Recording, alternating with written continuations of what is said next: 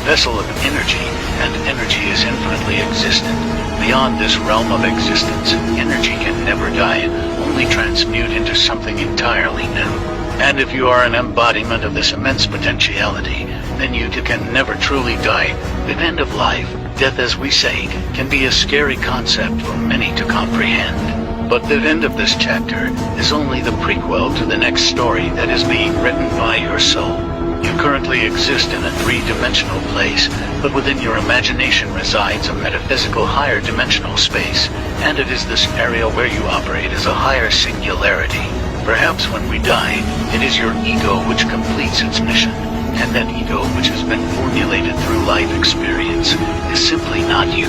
You are the observer of humanity, and humanity is just one piece of the great life puzzle that is definably and art of cutting them off silently and allow the light of our being to shine ever more brightly.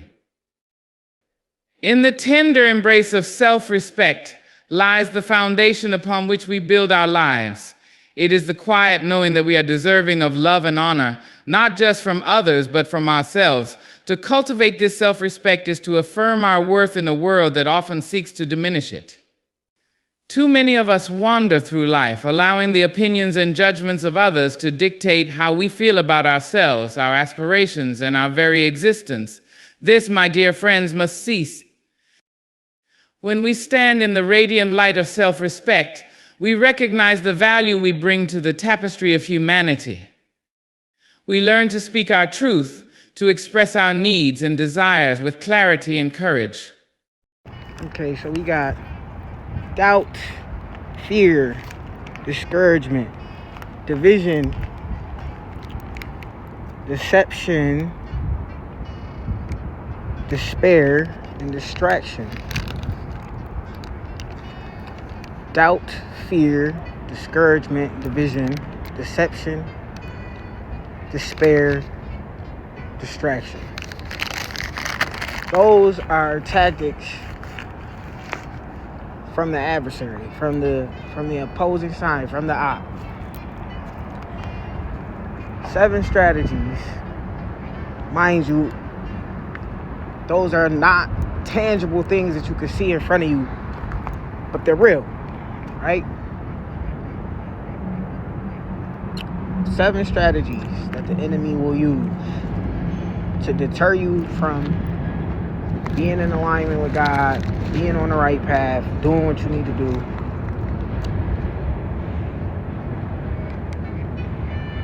Think about those things, because we're going to go into each one. I really feel like being disciplined is a part of being a disciple, here, as far as doing what you need to do, as far as fulfilling your purpose, as far as being at the maximum level.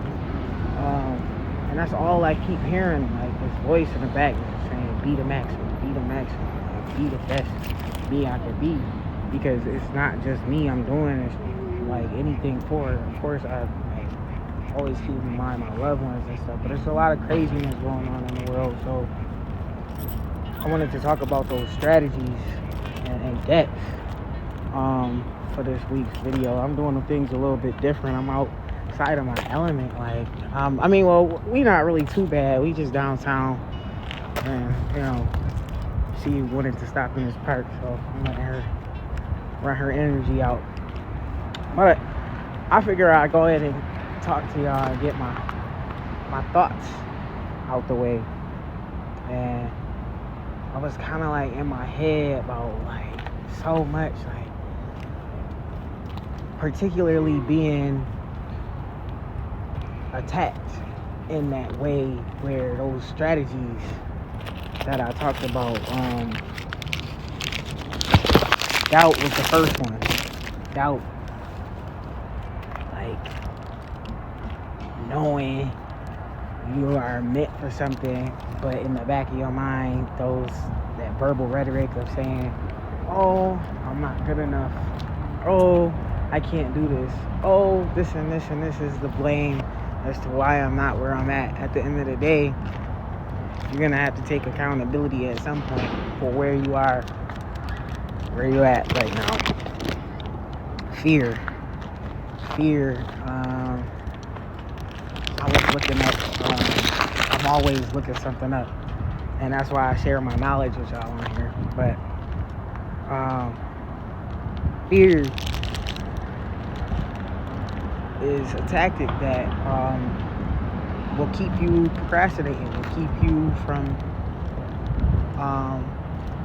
really reaching the potential you see in yourself above all. What's the next one? You want to say hi? Yeah. Say hi. Hi. Hi. All right. Discouragement.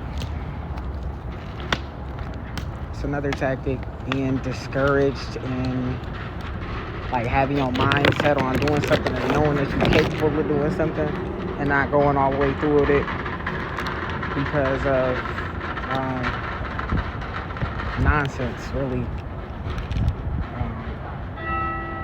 Division, keeping you divided from, family shit and shit like that, shit that's going on with your friends, shit that's going on with your life.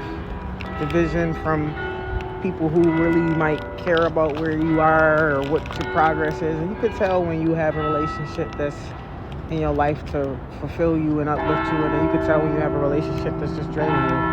It's about discernment now and really being able to tell based on the circumstance what's going on. Like, you know what I mean? You got to pay attention to that kind of stuff. Deception, lies. When the hate don't work, they start telling lies. They start lying on your name. They start making stories up because they don't have one, right? Instead of being real about it. Hey, watch some rocks, girl. Despair. Despair is, to me, that moment where you'll be trying to do everything right and ain't nothing going the way you planned for it to go. And so you start to lose hope.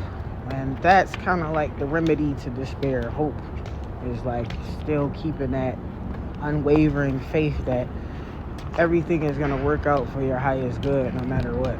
You know what I mean?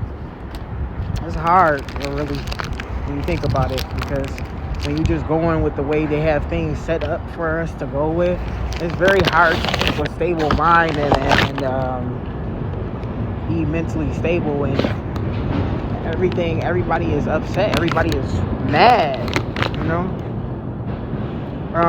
The last one was distraction.